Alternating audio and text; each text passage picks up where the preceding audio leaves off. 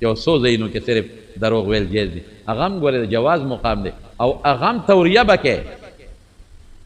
کوشش کوه چې شکل دا دروغو جوړ نه کې، چې طریقه ولا جوړه کې، لکه ښځه درته نه ډیمانډ کوي او ستا په وس کې ني،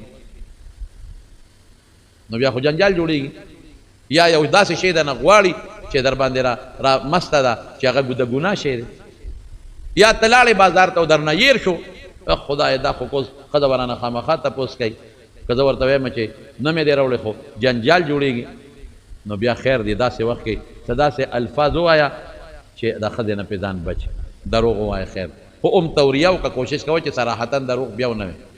ډېر ګنجایش شته، ولې چې د ښځې د خاوند په منځ کې روانه رانه شي. او پیغمبر ته پته وه چې اخره زمانه کې د محمد په ښځو کمزورې وي، امین غوندې به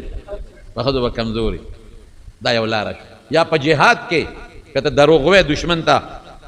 په یو طریقه غږېرې دا هم جایز دي، او یا دا چې د دوه مسلمانانو منځ کې جوړه کړې، نو چې یو له ورته خامخا د بل بد وایي، نو که تا د هغه پوره خبره هلته ورسولې خو نور دې ورته تیلې ورته کړه، نو که تا هغه ته وایي چې خو ډېر ګواله که ستا خو ډېر صفت وکړې نو دا غاړه به نرم شي.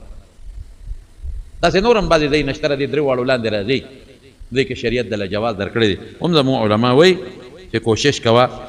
په داسې موقع باندې هم کوشش کوه چې ځان د دروغو نه وساتې او ځان ته بچ کړې او توریه غوندې جوړه کړې. نو دا څو خبرې بس اخیری یو حدیث ترجمه راته کومه. یو ځل د حضور پاک نه چا تپوس وکړو وی مسلمان بخیل کیدی شي؟ وی مسلمان بھی بخیل بھی. وی مسلمان بزدل کیدی شي؟ وی مسلمان بھی بزدل بھی. وی مسلمان دروغجن کیدی شي؟ وی نه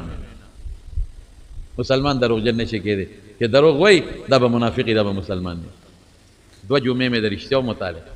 او د دروغو د بدو متعلق خبره درته وکړه. زما چې څومره دوستان یې ملګري یې مقتدیان یې اورېدونکي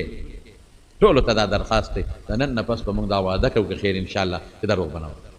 رښتیا به که شی خرڅو که اخلو دروغ به نه وایو، که دفتر کې زه افسر یم که بابي دروغ به نه وایو، که د یو مقدمه د چا لړوم او زه وکیل یم دروغ کیس به نه لم، زه به رښتیا خبرې خبره ټول نظام به ټیکي، او که زه صدر شم وزیر اعظم شم او که زه هر څه شم نو زه به د رعیت سره دروغ